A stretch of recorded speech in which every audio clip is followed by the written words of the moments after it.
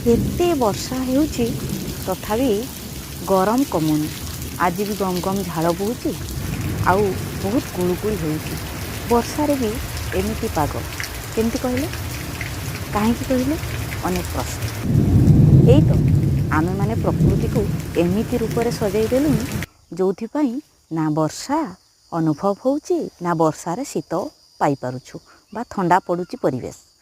गरम को तो प्रबल गरम तेबे से जहाँ भी हो कहीं वर्षा ऋतु किंतु मजा निया जाए।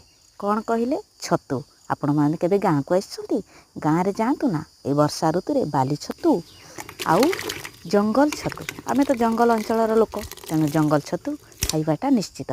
तेबे आपण मैंने भी आसतु आम सह मिसी खातु।